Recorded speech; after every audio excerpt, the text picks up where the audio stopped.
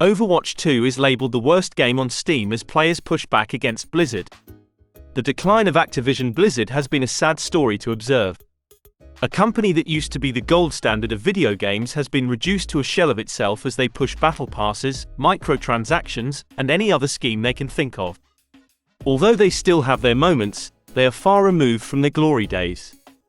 Despite everything, Activision Blizzard is still a vastly profitable company. While they might have shrunk in player base, they still record profits. This is mainly due to how game publishers choose to monetize their games. They no longer make money on the sale. They make most of their profits once the game has been sold. I do not need to explain this business model, but I will do it anyway. You create a game and cut 30% of the content. 70% of the game is sold as a standard edition for $70, while the other 30% is sold as part of a $100 deluxe edition. Then, you open a shop and sell cosmetics, fake money, and everything else you can think of. It is a widely effective business model that allows publishers like Activision Blizzard to make billions yearly. This business model is so popular that most gamers have accepted it as the industry standard. Many gamers defend this model as necessary. It is all part of the lie. Publishers like EA and Blizzard tell you that they need to do this.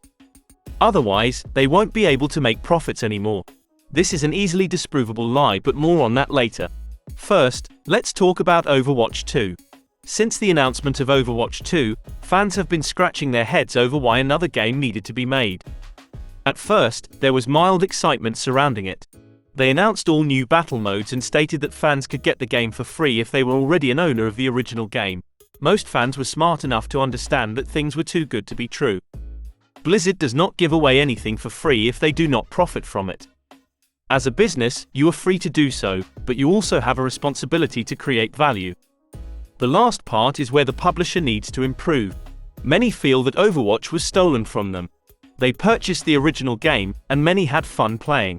When Overwatch 2 launched, players were forced to move over and no longer have access to the original. The current version of the game is filled with microtransactions, broken promises, and lies. People are unhappy with many decisions Overwatch 2 decided to make. Many are dissatisfied with the removal of the tank role and the rework of other beloved characters. One word that is used a lot for Overwatch 2 is scam.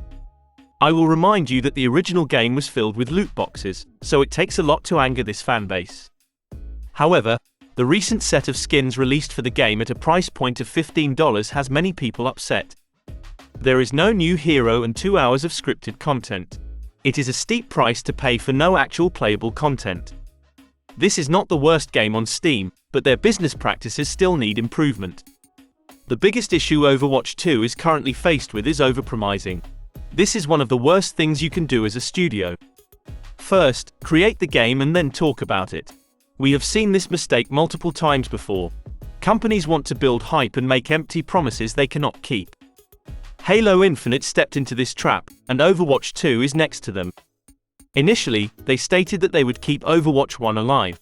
Most people knew that this was never going to happen. There were also promises of giant campaigns.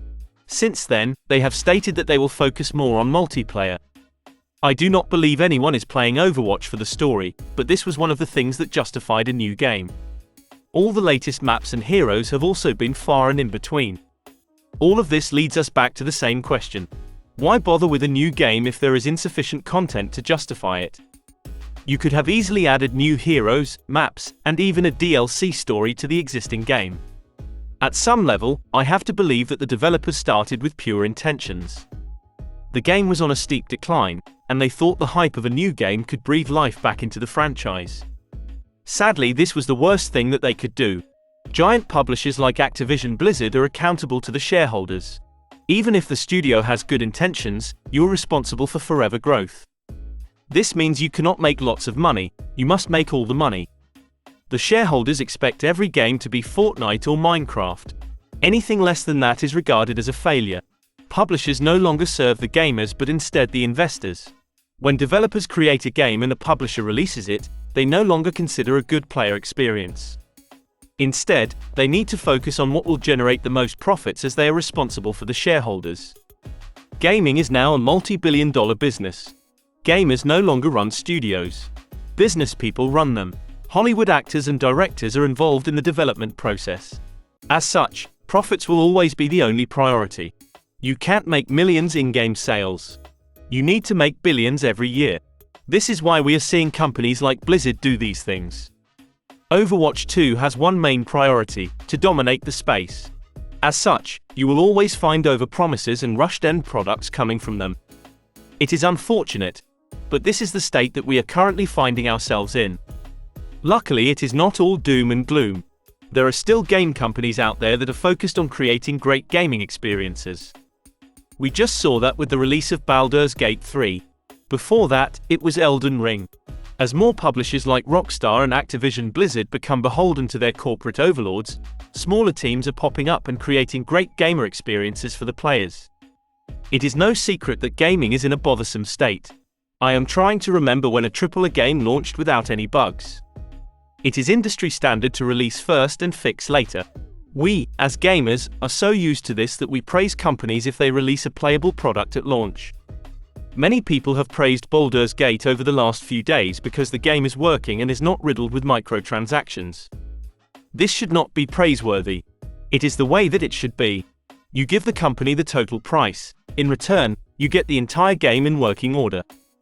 Due to the low bar, we praise games costing only $70. Publishers have conditioned us into thinking that it is normal to charge $70 and then fill the game with an extra $1,000 of add-ons that should have been included in the base game. They then lie and tell us that they must do this to survive while making billions every year. Gaming is excellent when it wants to be, but games like Overwatch 2 can be a reminder of how bad things can get.